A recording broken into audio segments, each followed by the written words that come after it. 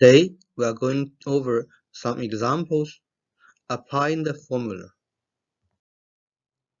In the last lecture, we derived the most important formulas in finance. The present value of a series of cash flows. Today, we are going to give some examples that applies these formulas. This is the formula for the present value of a constant cash flow for n years or n time period. When n approaches infinity, the above formula becomes S equal to d over r. This is an especially simple form. This is the formula for the present value of cash flows changing at a rate of g for n years. When n approaches infinity, the above formula becomes S equal to d over r minus g. Example 1. Bond pricing. There are three types of bond. The coupon rate of each bond is 4%, paid annually. The principal of all bonds is $1,000. Bond A matures in 5 years. Bond B matures in 10 years. Bond C is a perpetual bond.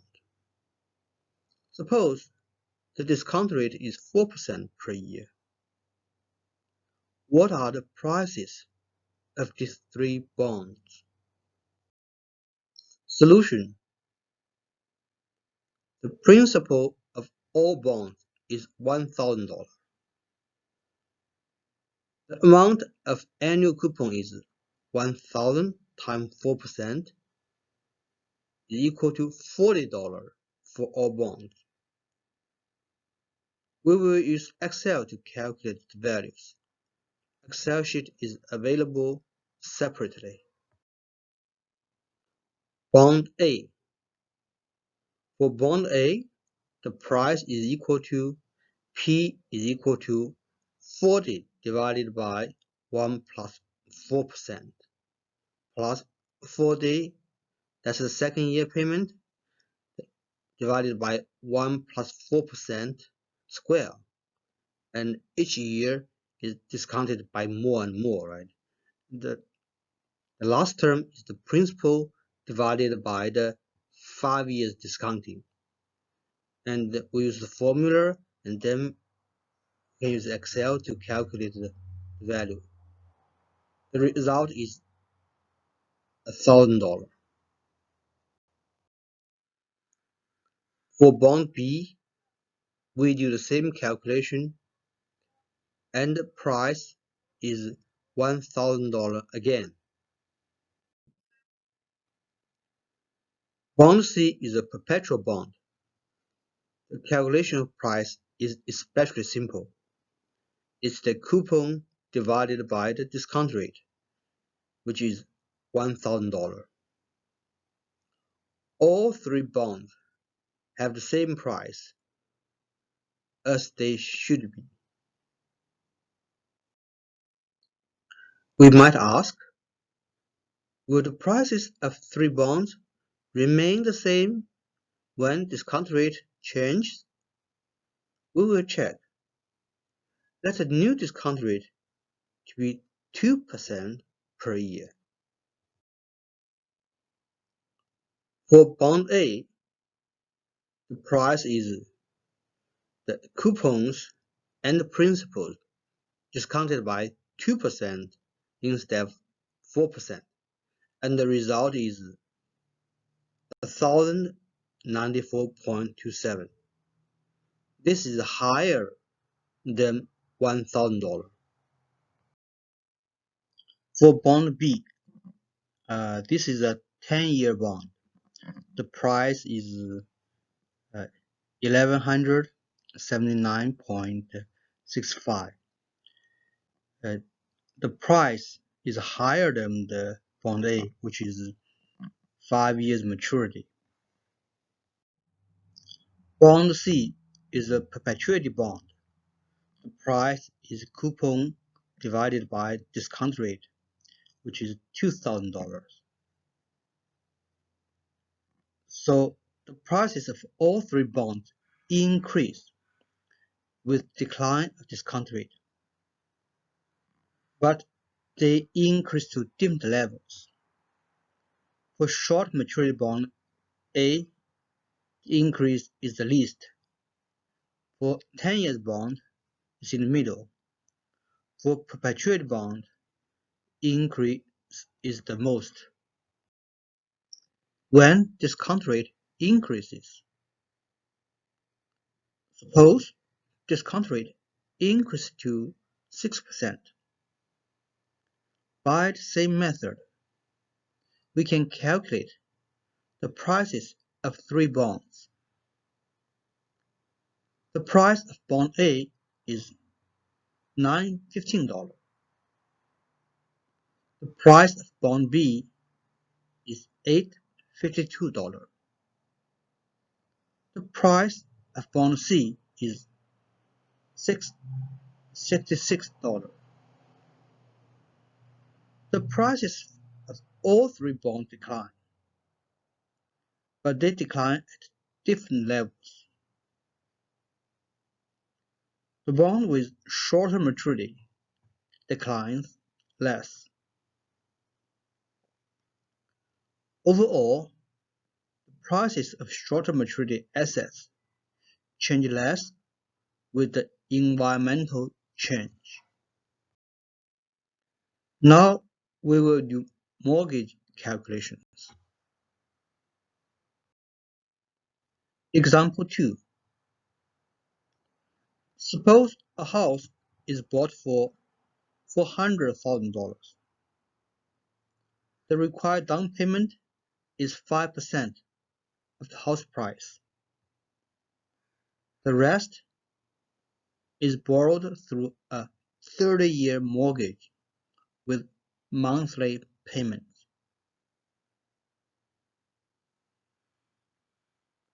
What is the amount of down payment?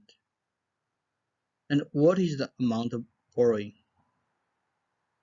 The annual percentage rate of the mortgage loan is 6%. Calculate the monthly payment. Solution.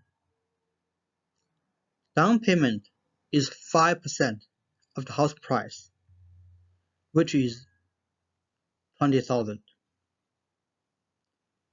The amount remaining is the house price minus the down payment, which is $380,000. The number of payment is 30 years times 12, which is 360. Monthly interest is the annual interest divided by 12, which is equal to 0.5%. Now we calculate monthly payment. From the formula of present value of the sum of these constant cash flows, we can get the formula for monthly payment. And we plug in numbers to find the monthly payment should be $2,278.29 per month. We can do some exercises to get familiar with the relations among different factors. We can change the size of down payment, length of mortgage payment, and interest rate. For example, we can change the down payment to 10%, 20%, 30%. The length of mortgage can be 20 years, 30 years, or 40 years. the interest rate can be 5%, 4%, 2%. See what happens to the amount of monthly payment. Practice yourself or check out the Excel file. How lower interest rate affects housing affordability. To most people, most families, housing is their biggest investment. The rising housing prices makes it very difficult for many young people to buy their houses. Could the lower interest rate make housing more affordable? We will discuss this problem by extending the example we just worked on. Example 3. Suppose a house is bought for $400,000. The required down payment is 5% of the house price. The rest of the money is borrowed through a 30-year mortgage with monthly payments. What is the amount of down payment and what is the amount of borrowing? The annual percentage rate on mortgage loan is 6%. Calculate the monthly payment. Now suppose the government tries to make housing more affordable. It reduces the interest rate to 3%. What is the new monthly payment on mortgage? Does the government policy improve the affordability of housing market over the short term? If the housing supply doesn't increase, those who can afford the monthly payment of original $400,000 house will likely to buy the same kind of house. What will be the new price of the house which was originally sold for $400,000 if monthly payment is kept at the same level when interest rate was at 6% and the down payment is 5% of the housing price?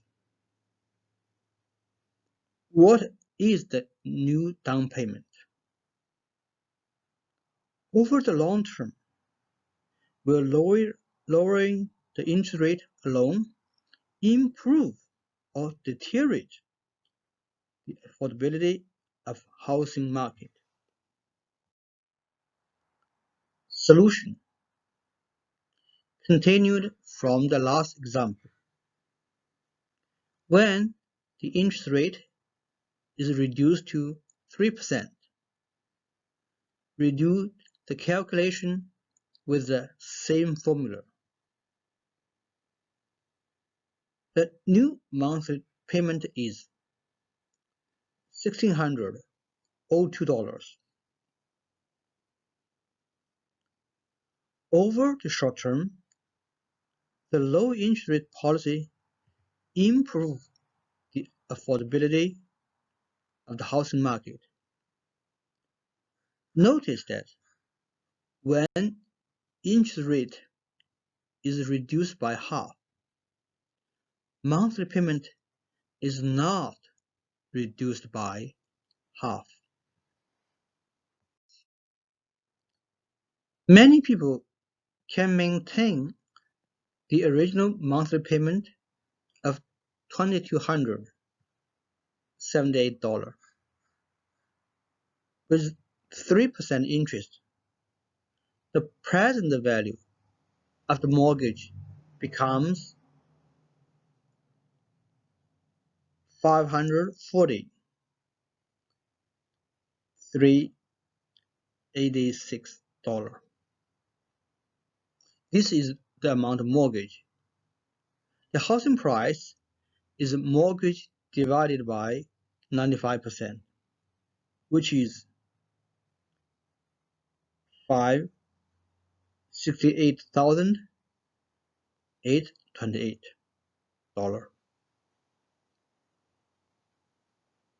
So this housing price is higher than the original $400,000. With this housing price, the new down payment will be the 5% of the housing price, which is $28,440. This is higher than the original $20,000. Conclusion: over the long term, low interest rate policy will increase house prices. This will tilt the affordability of the housing market. Financial policy is not magic. Short-term relief will increase long-term burden. Now we will discuss the relation among expectation, valuation, and competition. Valuation of a business is based on expected future cash flows. Higher expectations generate higher valuations. Whoever can convince the public with high expectations will get high valuations. We will use an example to illustrate how different expectations work in a market competition. Example 4. There are two producers for a new product. Their expectations for the future market size differ. The first one thinks his company can generate constant output for 10 years. The second thinks the output of his company can grow at 10% per year for 15 years. Because of their different expectations, the two companies will adopt technology with different fixed costs and variable costs. The second company has higher growth expectations. They adopt technology with higher fixed costs and lower variable cost. The fixed cost of first company is $2 billion. The variable cost is 60% of product value. The fixed cost of the second company is $3 billion. The variable cost is 50% of product value. Comparison of cost structures and the valuations of these two companies. The fixed cost for the first company is $2 billion. Its variable cost is 60% of the product value. Duration is 10 years, discount rate 12%. Net present value is 0.26, and the total present value of the company is 2.26, which include the fixed investment. The fixed cost of the second company is $3 billion, and the variable cost is 50% of the product value. The growth rate is at 10%, and the duration of production is 15 years. As a result, the net present value is 2.92 and the total present value is 5.92, including the $3 billion fixed cost.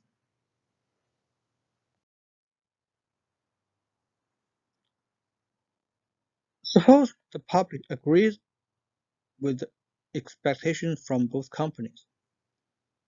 The valuations of the two companies will be different. The first company is valued at $2.26 billion. The second company is valued at $5.92 billion. Merger. Later, two companies merge.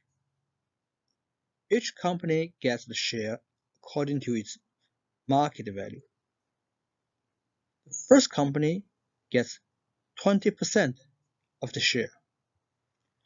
The second company gets 72% of the share of the new company.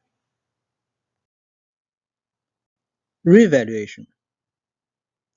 After merger, the public realized that the initial expectation of the second company was too optimistic.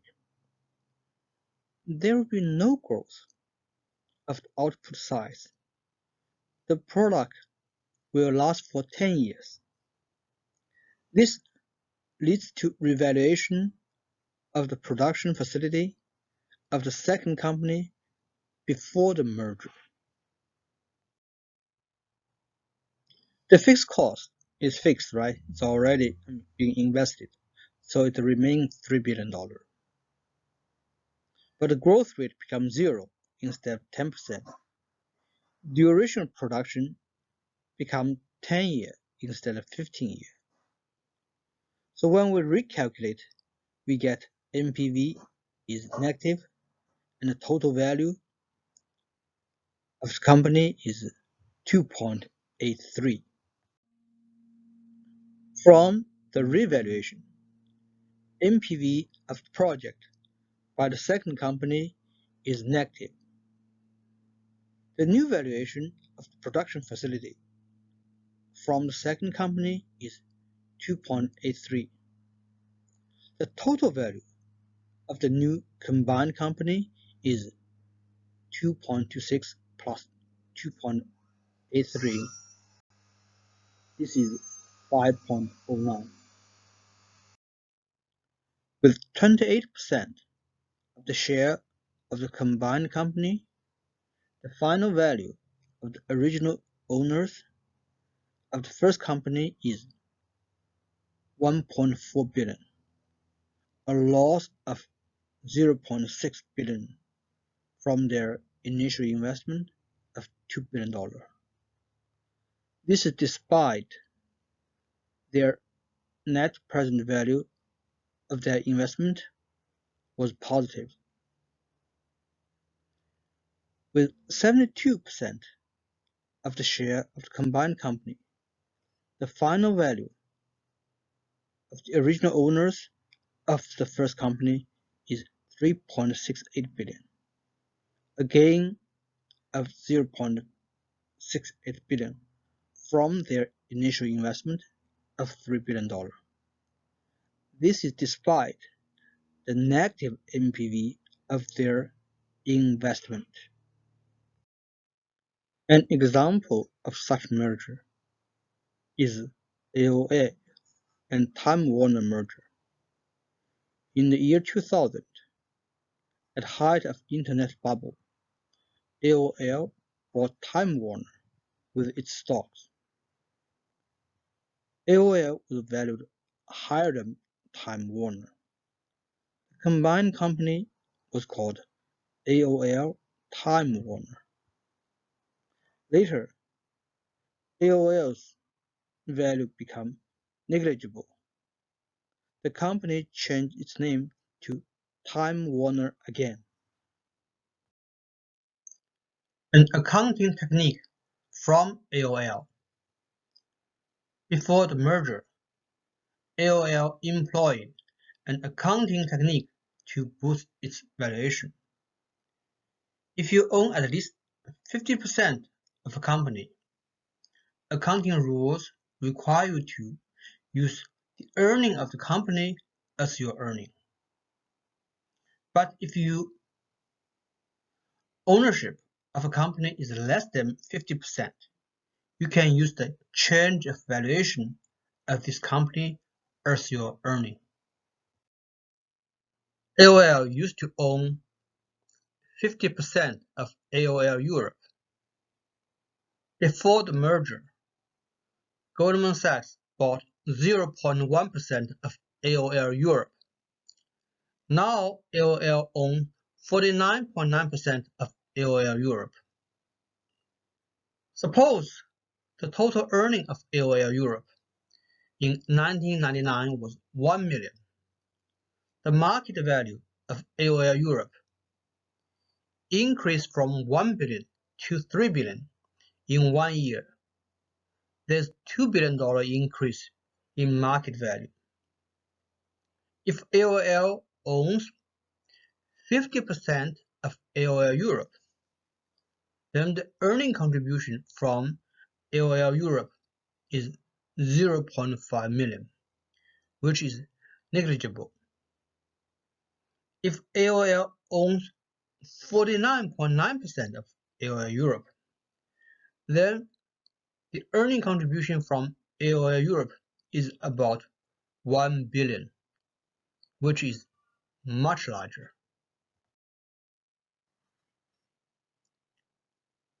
Here is another example why it is optimal to be optimistic. This story is based on Luckin Coffee, a coffee company in China. Adam and Ben want to start coffee shop chains in Country C. Adam estimates the potential market value to be 1 billion. His estimate turns out to be correct in the end. Ben estimates the potential market value to be 10 billion. He argues that people in Country C drink little coffee. The potential market size for coffee is huge. Ben, being optimistic and energetic, is an infectious promoter. He raised $10 billion in the capital market. Adam, meanwhile, raised $1 billion in the capital market. Ben's company has 10 times more cash to burn than Adam. Ben sells coffee at great loss. To attract customers, Adam has to sell at loss as well. Soon, Adam's company ran out of cash and went bankrupt. Adam loses everything, including his own $100 million seed money.